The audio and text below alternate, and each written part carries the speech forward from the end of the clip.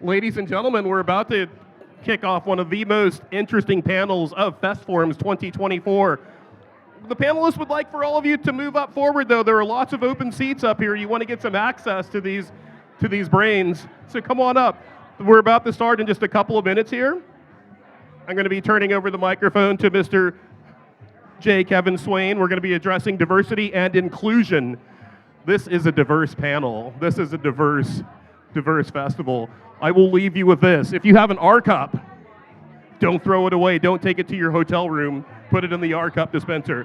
But I'm going to give the microphone over to Mr. Swain right now, and we are going to get the diversity and inclusion panel started right now at FestForums 2024. I'm going to go rally some people inside. Thank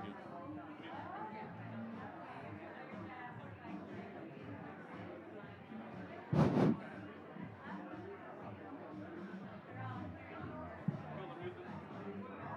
Yeah.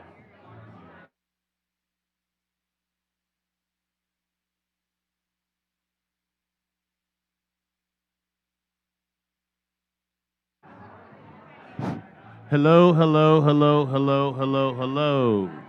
Hello, everyone. Hello. Good evening. Bon tarde. Buonasera, almost. If we could come to an alignment and have some attention in the room, perhaps, so we can get started. Hello. Hi, everybody. How are we doing today? We're feeling good? Nice Santa Barbara afternoon. We're all right, right? Thank you all for attending our panel on diversity and inclusion, which I will add diversity, equity, and inclusion. Very important words today. DEI has been, in our lives for the last 5, 6 years, I guess, and it seems to be going away. And we're here to enlighten us all why it should not go away and how important it really is. I want to introduce our distinguished panel here. People have come to know over the past few weeks who have some important things to share. To my immediate left is Irene Soriano, who's a film programmer for ICU and Sundance. And then there's Dina, who's the founder and CEO of Reggae Fest. Then we have Henry Priest, CJ. I'm sorry. Did I get that wrong? Yeah. Right, so I said Reggae Fest. No. Oh, sorry, I got that wrong. Okay, well, that's CJ to my left.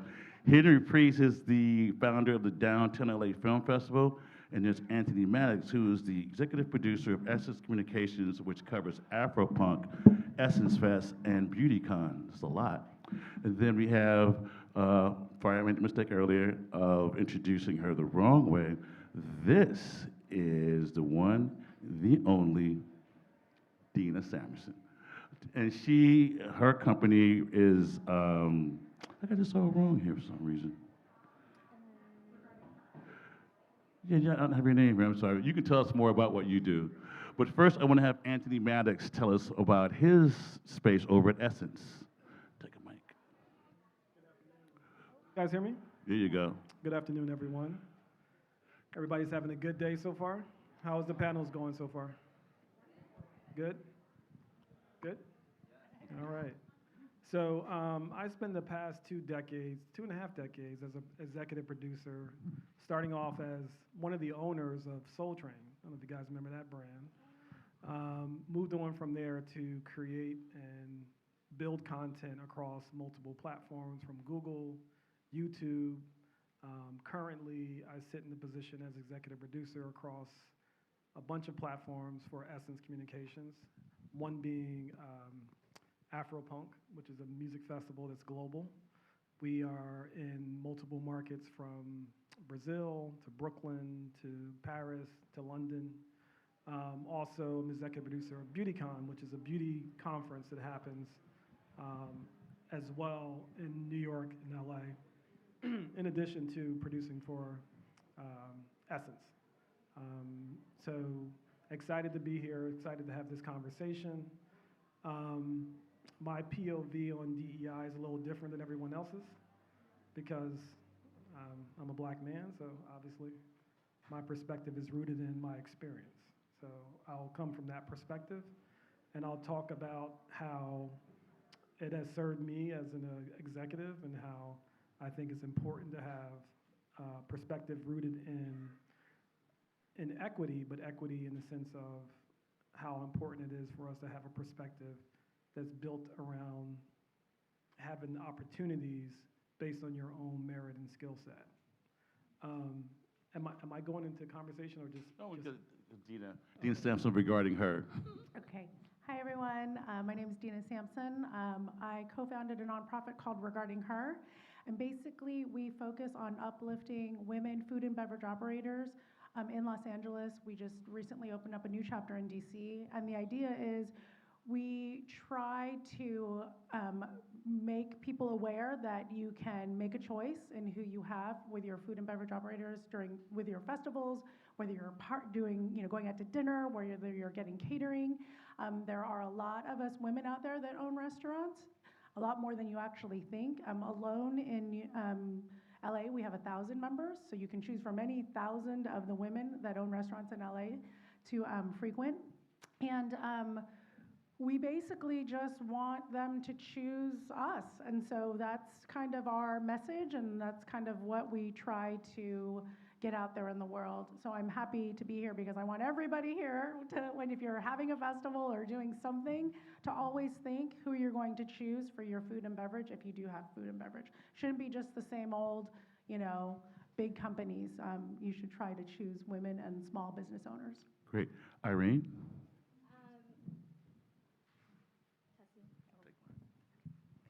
So actually, my showcase and festival is launching in October, and this is going to be the first time I'm going to talk about it, so I have notes. So I'm the lead curator and film programmer for the ICU Queer, Filipino, and Filipinx American Short Film, Microcinema, and Festival. I curate what will be hopefully an annual short film showcase focusing on the narratives of the Filipino LGBTQ+ experience, cinematically portrayed by Filipino filmmakers and screenwriters. It becomes a festival where food, literary, and music performances will also happen and be available to attendees before the actual film showcase. The event will happen in the East Hollywood, Silver Lake part of Los Angeles. There's currently an art space being built, and hopefully will open by the time ICU is supposed to launch in October. And like I said, the hope is that it will be an annual event. CJ? What's going on, everybody? I'm different. I'm from New York. It's going to be a different vibe. So, how you guys doing? All right. Okay. I started Reggae Fest. I'm the owner and CEO of Reggae Fest in 2014. It was first started as a college party because, unfortunately, in New York City, there wasn't a safe place for people of color, young kids to party, 18 plus. Basically, the only party was Webster Hall with 18 and over, but for the kids of color, nothing. Had a conversation with the owner of Blue Note Entertainment, Sion, and he welcomed us to bring them there at BB King's. From there, Reggae Fest has grown to a 21 and over event, the party, and we're in Miami, LA, Toronto, London, where else? Vegas, Boston, DC, Baltimore, everywhere. And it's been an amazing ride. We started there, we went to concerts, and now we're in the Barclays Center coming up, and I can't wait for that. But basically, for me, as a black woman in this industry, I'm one of the few, I don't know too many. I welcome everybody because I know what it's like to not be there. It doesn't matter what you are, your sexual orientation, it doesn't mean anything to me, your family. And that's what it's about. It's about being about family. But that's reggae and dance hall and all of that. So we're for everyone. I love the fact that we're so diverse, but music brings everybody together. Am I right? It's universal. So that's how we do it. Thank you. Henry, please. Check. We're good. Get next with Anthony. So I'm Henry Priest. I started in the industry as my name in my first Disney movie as an actor was Tim Braden. So I played a white guy in 1989. But I got the part because I was an athlete. So it was like the Bad News Bears, but with the wrestling team, Disney Channel. I was famous for like 2 seconds. And then I went on and I became a high school teacher and a wrestling coach. But my friends were like, dude, you did this Disney thing. I didn't care about film. I didn't go to film school. I did not take any acting classes. I just was an athlete that got a part. But I played Tim Braden. So my friends were like, just, dude, you have a SAG card. Just try it. So I went out there and went on like 100 auditions and realized I was Latino. And I wasn't getting any parts.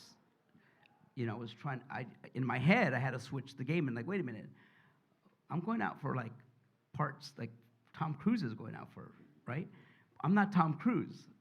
So then I had to look at myself and realize, okay, I am like Joe Pesci rather than Tom Cruise, right? So I was like, okay, I had to identify and think about it. And this is I was in college. I was going to school to become an educator, and that was my idea of like how, you know, I was gonna like navigate my acting career and whatever. So long story short, I ended up starring in a bunch of short films with friends because I was on TV, so all my friends that were in film school would ask me to be a part of their film production. And then I just like, what does that light do? What does this do? What does that do? And I just became a producer. And then we started winning awards with our films, and then next thing you know, there was a showcase for Showtime. They were doing a Latino film showcase, and I saw the films. I was like, we're making better films than this guy. So I called this guy who was showing these short films on Showtime, and I sent him my films, and next thing you know, I had 3 films on Showtime. But I was like, wow, there it is. I have wrestling, and I have being Latino. So as my films are winning film festivals around the world, I said, okay, let me do film festivals. So I became a board member of the Silver Lake Film Festival. I created the U.S. Latino Film Festival for U.S. Latino filmmakers to showcase their films, because the international festivals are showcasing the international Latinos. And they'd come party with us, but then they leave. So I was like, wait, let's have a film festival for us to show the ad agencies, right? Then I did the American Latino Film Festival. I partnered with NALIP, the National Association of Latino Independent Producers, Nosotros, the actors, the Latino actors. Then I became the Chicano Film Festival director. So I've done a lot of film festivals. And currently I'm doing the Downtown LA Film Festival, which is not a Latino film festival. It's a general market film festival. We won like 4 years in a row, best annual event, beating out concerts, beating out conferences, beating out everything in downtown LA for the past 4 years. But it's been because I'm on my own journey trying to find my niche and where I fit in, right? So now I'm the founder of a general market festival. I'm inclusive of everybody, right? But I know it's important. So you asked us before we even started, what does diversity mean to us, right? Equity and inclusion. For me, it means responsibility. It means that you have to love everybody. You have to open the doors for everybody. There was a big thing before about affirmative action when I was in college. Well, I was the first person in my family to go to college. I went from East LA College, I transferred to Whittier College, now I'm on the board of directors of Whittier College. But I almost flunked out. And when I almost flunked out, I talked to my advisor. I said, dude, this is hard stuff. Why am I even here? It's like a private school. President Nixon went to college. Back then we had about 1,000 students, so it's very private. And he said to me, you know what, Henry? He goes, you're here because we need you to succeed. He goes, you're a Chicano from East LA, first person to graduate from college in your family. You're Latino. I was a transfer student. He goes, you're smart, and when you make it, you're gonna take people with you. But I was failing out.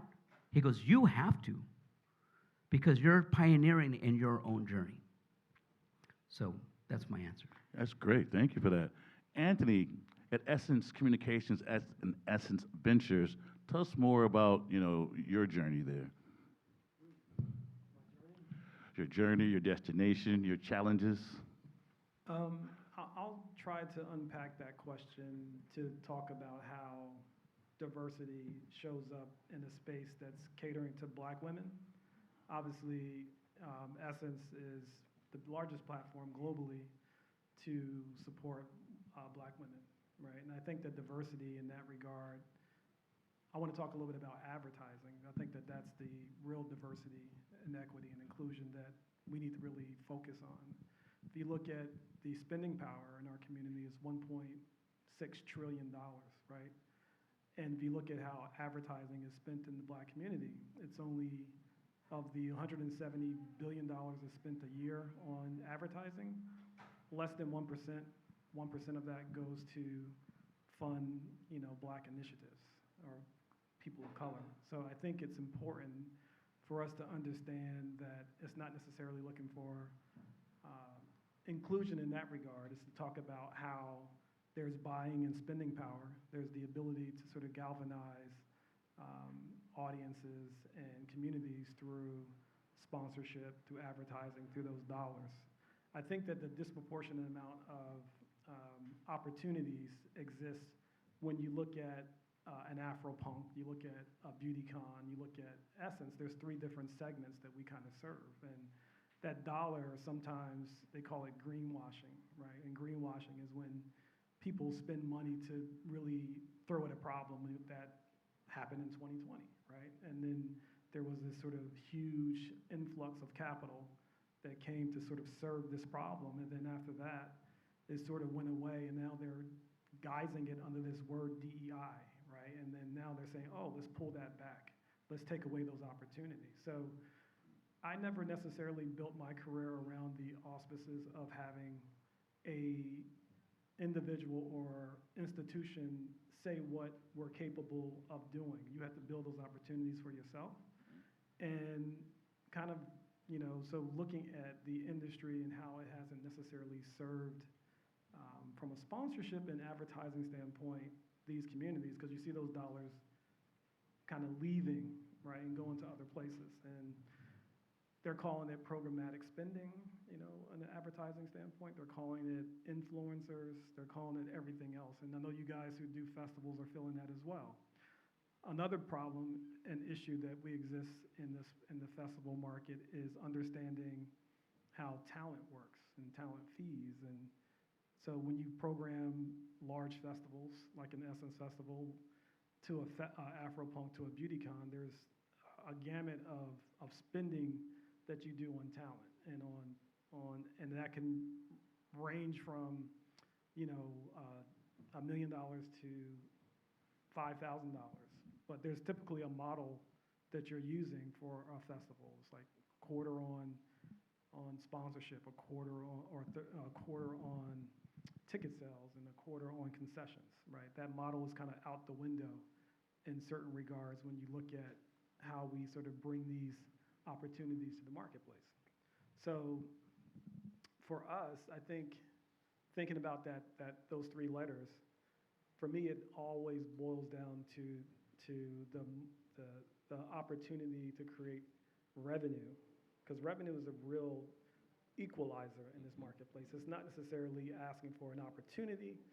It's showing that, hey, we have a certain market segmentation that we're serving, and that the void exists in the fact that the dollars are just not coming to these platforms because there's so many other places to see those dollars go to. Good. That's beautiful. Thank you for that. Dina? Yeah, I'm so glad that you said that, because revenue really is the equalizer, at least what we've found in what we do. In the last 15 months, so our nonprofit's only been around, 3.5 years, but in the last 15 months, we've been able to win almost $1 million in business and take that business away from, not that I don't like Wolfgang Puck, but the Wolfgang Puck catering of the world, right, in Los Angeles. We've taken that $1 million away from companies like that, like big companies, and redirected it to small women-owned businesses. And so for us, it's like that really is an equalizer for us. And, of the 1,000 members that I spoke about, not only are we women, but 60% of us are people of color. And so that, again, is another great statistic for us, that we're like $1 million. That's not, for us, that's a big money for us. And so that's what we want to continue doing. And honestly, we're better at it. We're just more organized. Women are more organized. We're very collaborative. It just works. I don't know. I mean, really, there are big brands like, We're doing Freeze Art Fair for the second year in a row. We did Veuve Clicquot. We've done an all-in summit, like a venture capital summit, and they're like, you guys are the best, food and beverage operators we've ever worked with. So, I mean, it's proof. And like somebody was saying, and I can't remember who, I think it was you, about, having the skill set too. It's not just about giving us the business. It's actually, can we do it? And we can. So I think that the more that people see that what we can do, they'll just keep giving us more and more business, and hopefully it'll become 50-50, and we'll be fine with that. That's great. CJ? It's really a statement on what, in your space, how is DEI working? What are your challenges, if any?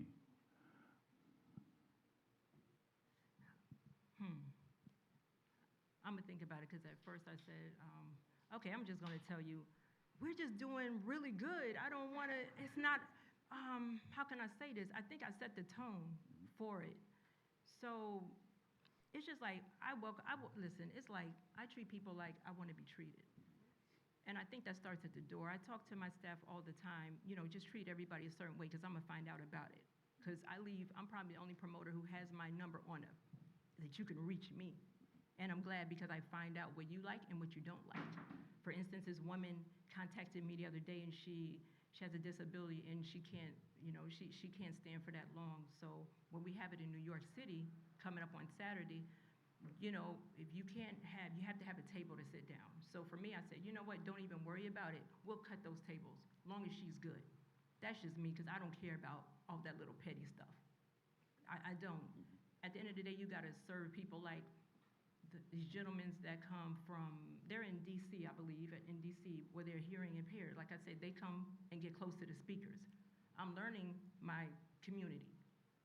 And it's little things like that that they remember, and they go back and tell everyone. And I love my female following, because they keep me going. Because one thing about it, if you give somebody an experience, they're gonna go back and tell everybody, and they're gonna advertise it on social media, and that's gonna bring me back even a bigger fan base. So you really gotta treat people and love people. And that's what works for me. Like, everybody's welcome. That's why I don't, listen, my front door man is a trans man, okay? It's like that. That's how we are at Reggae Fest. Reggae could be one of those communities that is very homophobic.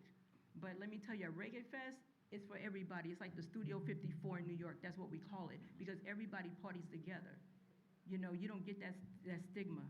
And that's where I think, for me, why I said I don't feel a lot of it, because I'm getting feedback on this. Thank you, brother.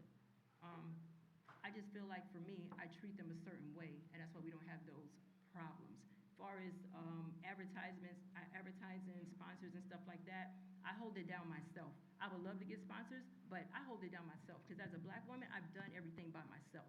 So I'm gonna keep on funding by myself, and it's fun. It's fine, because it's working. I'm not complaining. But at the end of the day, I was raised like that. If I want it, I gotta go after it, and I gotta work hard for it. And sometimes I have to work 10 times harder than my male counterpart. But I'm cool with that. It's the challenge. I'm winning. I'm not complaining, So it's all good. Right on. So Irene's got like 8 pages here, notes. Seems like, but my investment in DEI is unpacking the AAPI umbrella. Okay, I'm going back to my notes.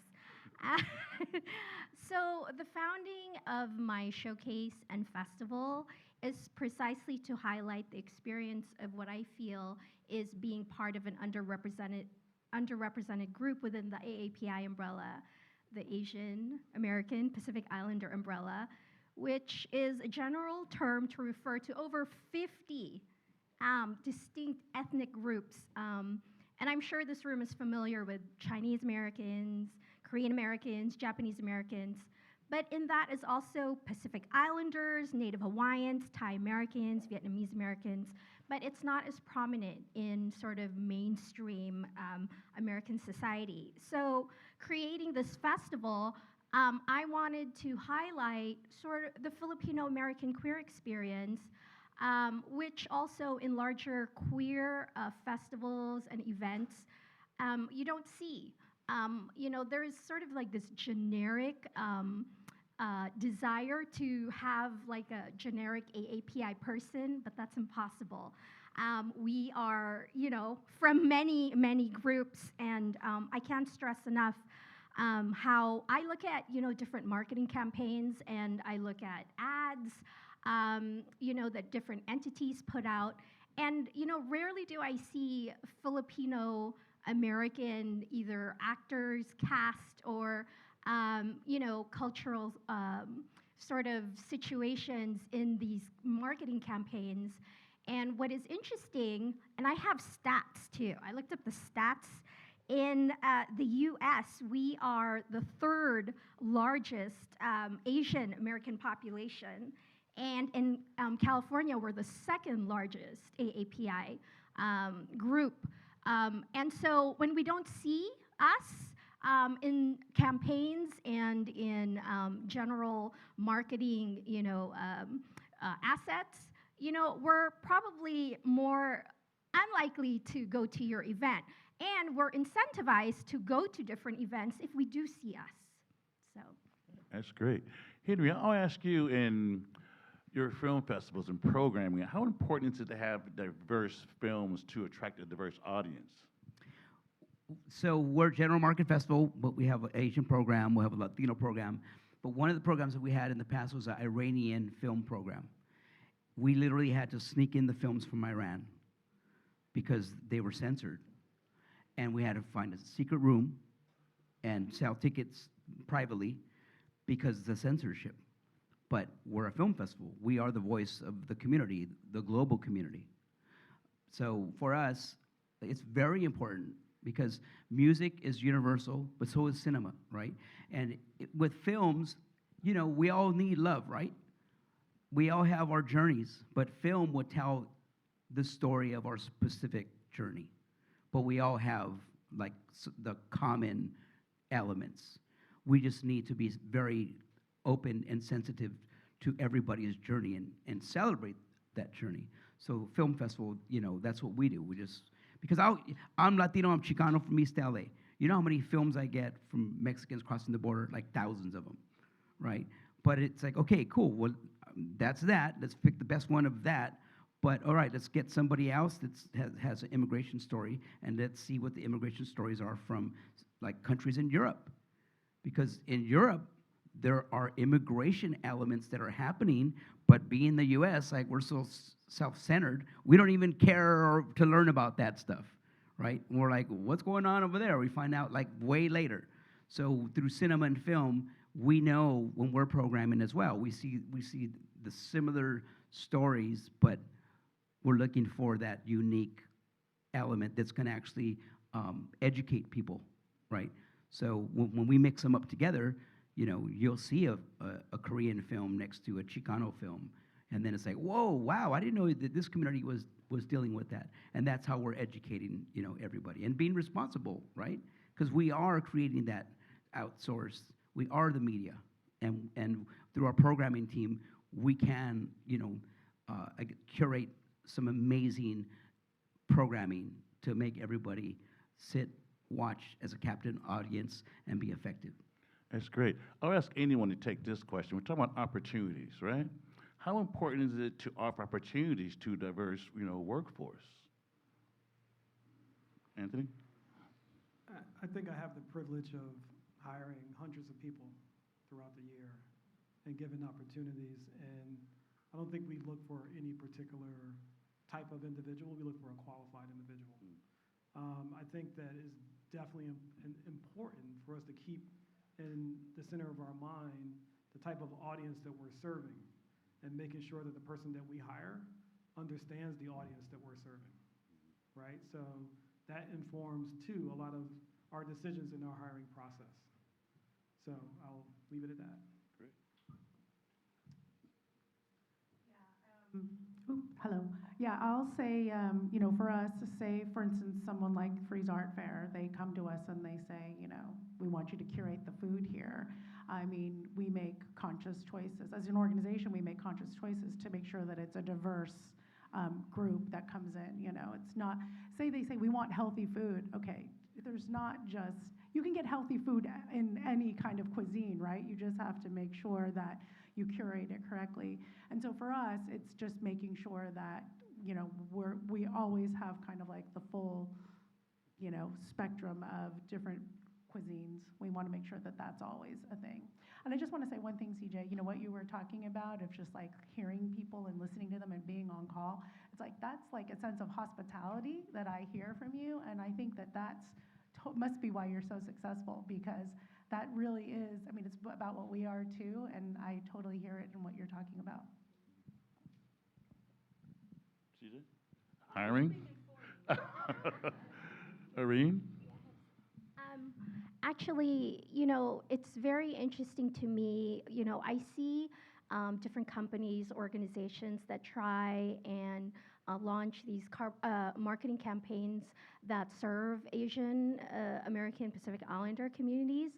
And, you know, I really feel 80, well, no, even 90 out of 100%, they do a very substandard job. And I wonder if it's because they believe in the generic AAPI market, when in actuality there has to be nuanced sort of approaches to catering to the API community. And it just angers me when when I see these campaigns, and with all the organizations that are here, you know, I'd like to appeal to for the decision makers to really choose companies that have a track record in the communities that you want to reach. Going to a generic advertising company that will do the research after the fact, it won't work, and your campaigns will fail, and then you blame the community. Oh, they don't come to our events. It doesn't work that way. I like to say that I have a unique experience in directing festivals. And I've been fortunate to direct Coachella, Essence Festival, Head in the Clouds, which is basically Asian festival, Something in the Water, kind of all over the place festival. What else? I forget. New Orleans Jazz Festival.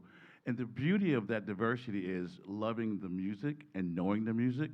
There's a lot of acts. When I do Coachella, I'm like, who are these people? I have no idea. But being open to being creative with the music, and I walk away with a great experience. Like, oh wow, this is this group called who was it? Bad Bad Not Good. Wow, and Chicano Batman, insane. And it becomes, I realize at that point, I'm here because I love what I do, and it doesn't matter what I am, but I'm diverse in my talents, and that has helped me to be in a beautiful space. And I think that's part of what this diversity, equity, and inclusion is all about as well, is the personal interest. Now, I've not been asked to do, was that the Coachella? Stagecoach. I mean, I do it, you know, I mean. I don't know, maybe some flags flying out there I don't want to deal with, but nonetheless, I could do country western. And it's been beautiful to do, I mean, that's in Camp Flognog. I could be grandfather to a lot of these kids out there, but I can get with, you know, Tyler the Creator. I don't know what he's saying. And it's beautiful to have that experience as well. And I want to ask everyone on the panel, when you are doing what you do, right, are you enjoying it from your POV, or is it just a gig? Anthony? I don't do anything just as a gig. Everything has to be passion for me, right? So I have to connect to the source of whatever project I'm agreeing to do. I think at this stage in the game, for myself, I have to be connected to the material or to the project and to the process.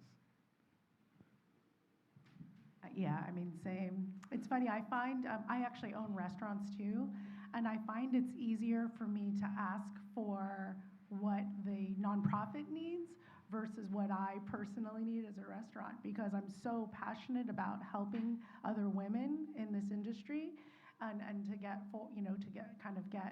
move forward, and so I'm so passionate. Like, I'd like to get rid of my restaurants and just do this, but I can't. Henry?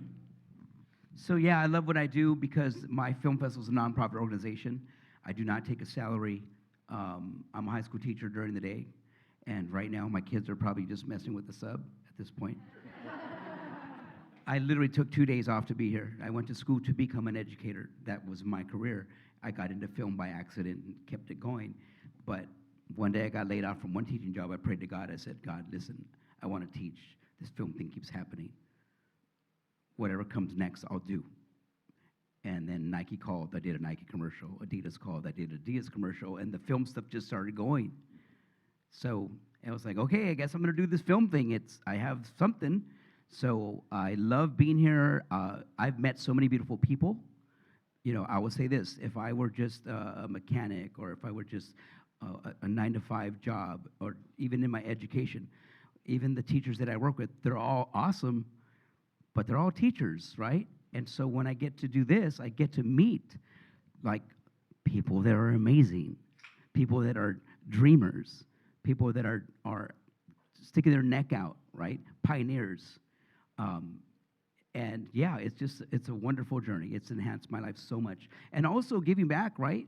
And just loving. And there's just so many positive things that come from this to fulfill my life. And also it gives me an opportunity to help others fulfill their journeys as well. As a festival director, helping these filmmakers, right? And having interns, helping the interns. I've sponsored 15 interns to get their citizenship. Like, that's a big thing for them. And, you know, just by way of the festival, I've helped so many, thousands and thousands of people. So, yes, I'm very fulfilled. Great. CJ, we know how you feel already, but tell us again. I love what I do. I love the fact that I brought so many couples together who've met at my events and who have gotten married. A lot of people have. And it's amazing. The stories are really funny. I hear about it in my DM all the time, how they've met the love of their lives at my events, and that's something that we don't think about when people come together.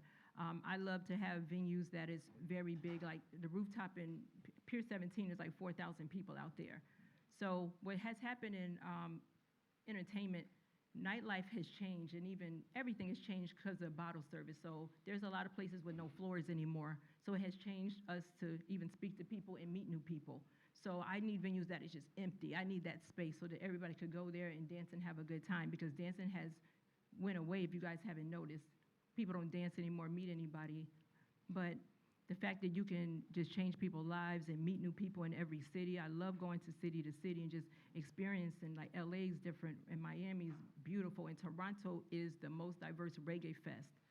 It's just the energy there, and it just makes me feel proud of what I do, to just meet new people and become friends with people and even hire people. There's people who come up to me and say, hey, can I, you know, and they're lit, and I love them, you know what I mean? And one big thing about my team is we're family. It's not like employees like that, it's family.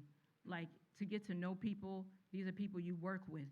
So you get to know them, you know their parents, you know everybody around them. And I love what I do, but I also really, really love the people that I met along the way. I mean, I wouldn't be here right now if it wasn't for Reggae Fest, you know what I mean? I love what I do. You know, when I was 13 and I listened to, you know, alternative music here in LA, I wanted to be one of two things: a band manager or a music journalist. And you know what? I didn't see anybody that looked like me doing that job. And so I didn't pursue that. But later on in life, I saw different people doing different things, and I saw Filipino Americans doing, you know, entertainment. And in a way, it gave me the permission to pursue film. And that's why I'm doing it now. So I love this job because I know I can be an example for another 13-year-old somewhere in LA or in the world, that they can also pursue what I'm doing. That was a setup for our last kind of roundtable discussion. What are the downsides of diversity, equity, and inclusion?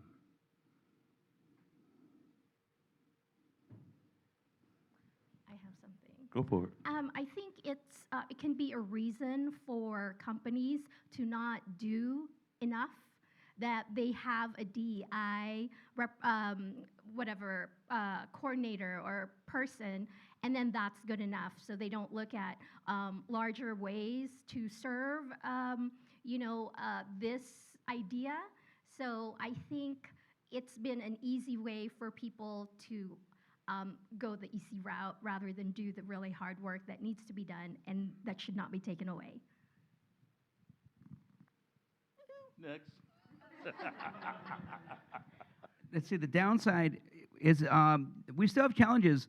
I serve on, with the Screen Actors Guild, I serve on the Diversity Committee, Ethnic Employment Opportunities Committee, Spanish Language Committee, Stunt Performers of Color Committee, and the Stunt Committee. That's because I'm active, I'm doing things, I'm out there, so I'm invited to be on these committees. So a recent situation that happened was there was blackfacing with stunt performers. What that basically was is that if there was a person of color that was needed for a certain stunt, they would just blackface somebody. So we call this our Super 26 stunt performers, whatever our name was.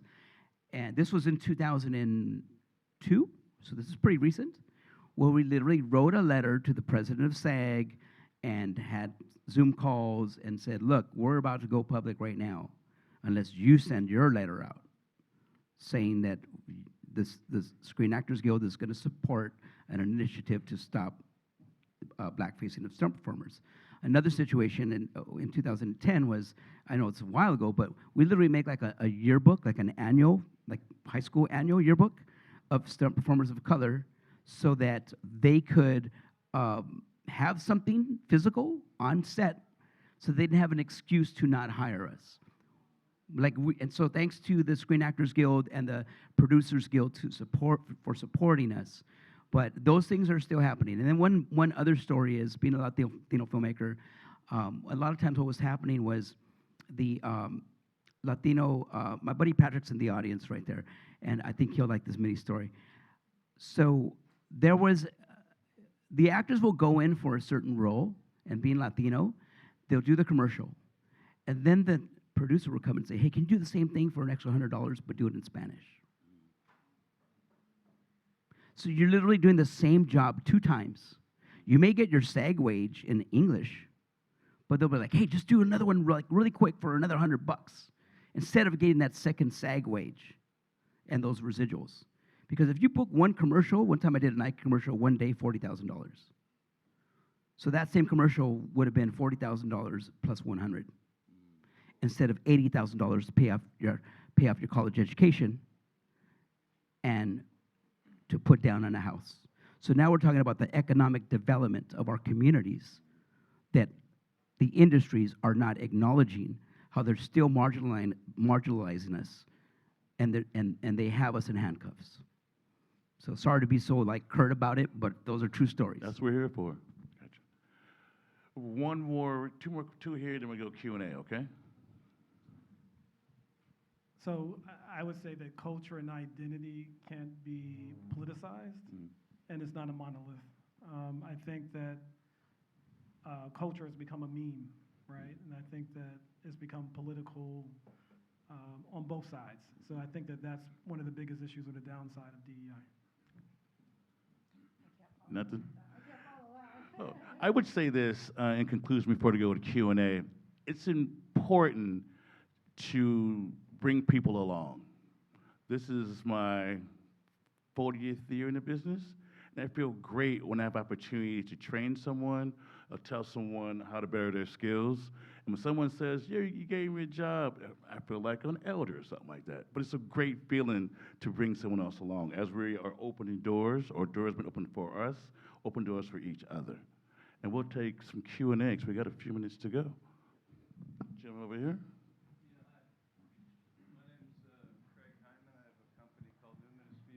In LA, but I'm originally from New York also, Brooklyn. And I'm an artist manager. I manage about a half dozen artists from different cultures and countries, mostly live abroad. But I launched a festival last September in LA called the Los Angeles Global Music Festival. And we had Inuit artists, Indian artists, Brazilian, it was pretty much everything. So right now I'm in the process of looking, first of all, I just want to thank everybody for everything they had to say. It's very refreshing. I'm also an ex-TV film producer. But I'm currently it's not a direct question, but I'm in the process of looking for sponsors and business partnerships. So anybody might want to talk to me afterwards. I'd love to talk to any of you. Great. Thanks for your Thank insights. you. Chris in the back. Everybody loves Chris. Thank you. So one thing that I do notice, not only in this industry, but in industry in general, people with developmental disabilities, that any disability that haven't entered the age of 18. And, you know, we are very underrepresented in every industry there is. And I would like to see more inclusion with people in chairs and people with autism and things of that nature. What are you guys doing to make sure that people like that are included in festivals?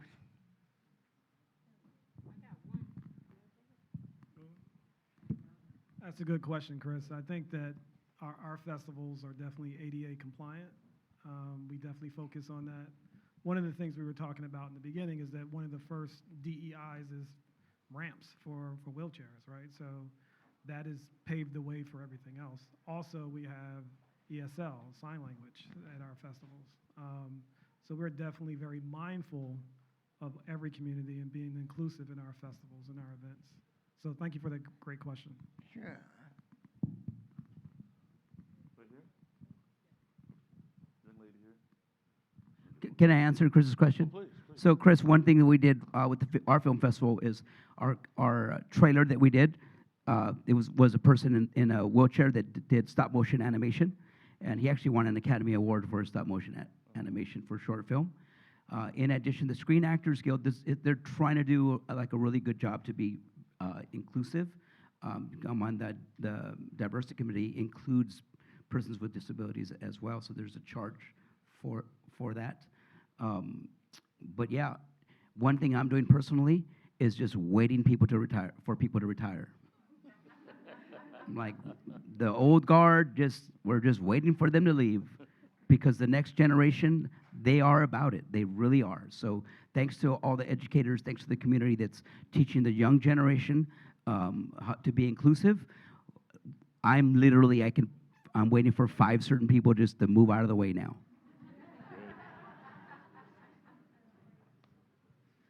Hi, my name is Marta. I come from a music festival in Barcelona. It's called Primavera Sound. It's like 70,000 people per day for those who don't know it. And back in 2019, we made headlines because we became the first major festival to achieve a 50-50 split gender balance lineup. So that became something that had never done before, because we have like 220 artists per day, so it's not that easy to program like that. But we kind of proved that it could be done. So after that year, we continued doing that, and just last year we were invited to the British Parliament to participate in an inquiry about misogyny in music. So we were there offering our expertise, and the results were just released last week. And the idea was to send this to the British government so some of the advice could be made into law. Some of them were, for example, that a venue can't open if they don't have an anti-sexual harassment protocol, meaning you have a restaurant, your kitchen has to be clean. So that would be more or less the same. And I would be interested to know if you feel that there should be some kind of general rules here also in the US, because of course my expertise is in Europe. Tomorrow I'm in a panel sharing experiences, European versus American festivals. So I would like to know if you feel that something like that should be done, not only of course in female balanced lineups, but also people of color, queer inclusion. So if something like that should be regulated by law in order to have a venue or a music festival. I'll give this last word to Anthony Maddox. You need to come to Afropunk, right? So Afropunk essentially speaks in the 18 years, 19 years that Afropunk has been in existence, there's been 0 incidents of sexual harassment at our festivals. Looking at it from a, from a governmental standpoint, I think the U.S. is a little different because of local jurisdictions, but we do have festivals in Europe and we do have festivals in Brazil, and we really focus on definitely representation, and we have very diverse lineups. Most of our headliners of the past few years have been women-led events, so we definitely focus on inclusion when we create our lineups. And we have some people in the room now who work really hard on making sure those lineups are representative of the greater communities. Lori Kirby, everyone. Lori Kirby with phalangitis. First of all, I just want to thank this panel because it is incredible. And when I put the program together for 2024, this was the focal point, and I spent a lot of time curating this panel. And I just want to thank these panelists because this issue is so important. And I'm ruining my voice, but I want to thank you all for being here. As you know, I reached out to each and every one of you because I thought it was so important.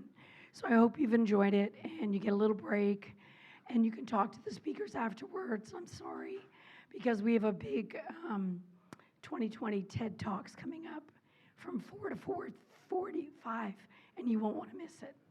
So thank you all very much. I really appreciate it. Thank you. That was a great panel. Thank you all so very much. Incredibly insightful. I learned a lot. Folks, this will be a great time. We have about a 10-minute little reprieve. We can go and get some water, use the bathroom really quickly, and head back. And I see Skip and the rest of our panel are on their way in right now.